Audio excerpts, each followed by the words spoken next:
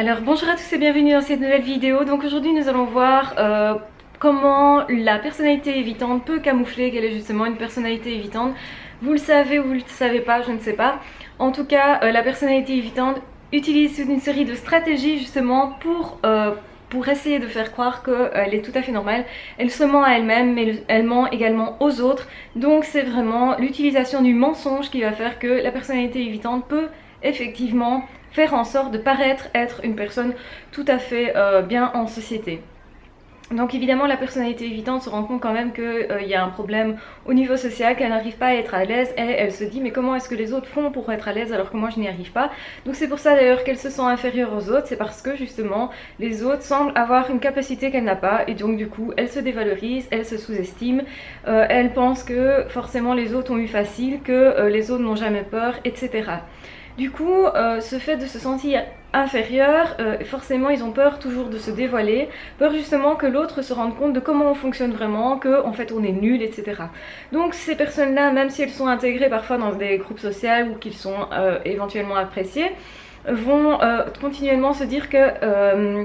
Enfin, en fait, ils vont ressentir aussi le syndrome de l'imposteur, c'est-à-dire qu'ils vont se dire que tôt ou tard, ils vont être dévoilés, tôt ou tard, les autres vont se rendre compte qu'ils sont pas si bien que ça, et que forcément ça va se percevoir. Et pour éviter que ça se perçoive, eh bien on s'invente une autre vie, on utilise le mensonge, ça c'est régulièrement ce que les personnalités évitantes font.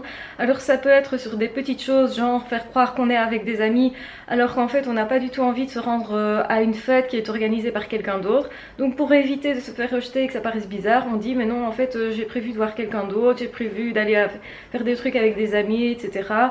Ou avec un éventuel petit copain qui en fait n'existe pas, ou une petite copine, pareil. Hein. Donc on s'invente des amis, on s'invente une vie de couple, on s'invente en fait une vie sociale.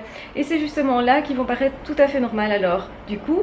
Mais en réalité, ils ne font qu'éviter les relations justement profondes en restant tout seuls chez eux. Et forcément, il y a quelque chose de l'ordre de la frustration, un sentiment aussi parfois de culpabilité d'avoir menti. Parfois une certaine... comment dire, une certaine colère aussi de ne pas pouvoir faire comme les autres et on s'en veut à soi-même mais on en veut parfois aux autres aussi de ne pas avoir vu qu'il y avait supercherie. Donc en même temps on essaye de le masquer, on essaye d'être accepté socialement, on se dit que forcément on fait illusion pour l'instant. Et en même temps on se dit c'est complètement con, les autres sont débiles, comment se fait-il qu'ils le croient, ça va d'office de toute façon se percevoir tôt ou tard. Et donc il y a une certaine anxiété qui vient s'ajouter du fait de forcément avoir menti et que le mensonge forcément on est obligé de l'entretenir on va dire, donc on ne sait pas revenir en arrière une fois qu'on a menti. Et donc la personnalité évitante parfois elle peut être rejetée et même prise pour cible au niveau du harcèlement justement parce qu'elle a menti, justement parce qu'elle s'est inventé une vie ou parce qu'elle paraît justement assez comment dire, mal à l'aise publiquement et donc du coup voilà, tous ces comportements là vont faire que la personnalité évitante va être plus ou moins rejetée et donc ce qui va faire dire à la personne évitante mais en fait tout le monde est méchant avec moi, les êtres humains en général sont méchants. Ça c'est souvent une croyance qu'ils ont, mais en fait ils ne se rendent pas compte que c'est le comportement qu'ils ont qui fait que les autres le rejettent, que les autres s'en méfient, parce que justement ils n'ont pas l'air fluides dans leur façon d'être, de penser, etc.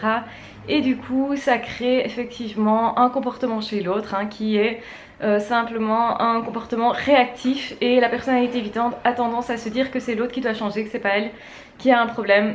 Contrairement à une personnalité phobique qui, elle, par contre, va se culpabiliser beaucoup plus et va se dire oh là là, je suis pas capable, machin. Donc ça aussi, une dévalorisation de soi qui est présente. Mais il y a plus facilement possibilité de se remettre en question du fait qu'on se dit que justement le problème vient de soi et donc on peut plus facilement désamorcer les choses, même s'il y a aussi ce sentiment d'être imposteur et éventuellement aussi cette utilisation du mensonge, une création d'une fausse vie en fait. Et par les réseaux sociaux, donc ça évidemment c'est une nouveauté, mais les réseaux sociaux vont permettre plus facilement ça, on va se créer de fausses relations, voire se créer de faux profils, etc.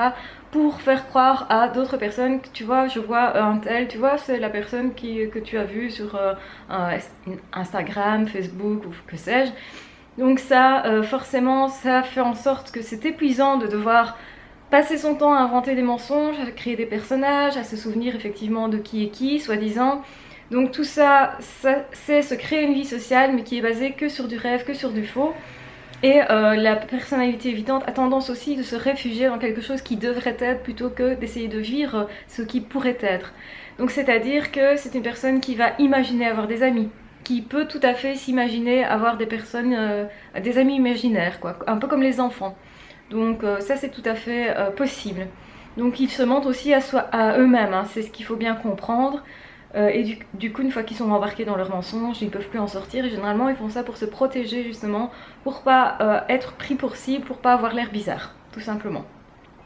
Voilà, j'espère que vous aurez compris ce mécanisme de défense. Donc c'est une stratégie mise en place par les personnalités évitantes et phobiques sociales qui utilisent donc le mensonge. Et malheureusement, on le sait tous, le mensonge fait en sorte qu'on n'a pas, enfin que c'est encore plus difficile en tout cas, d'avoir de vraies relations sociales.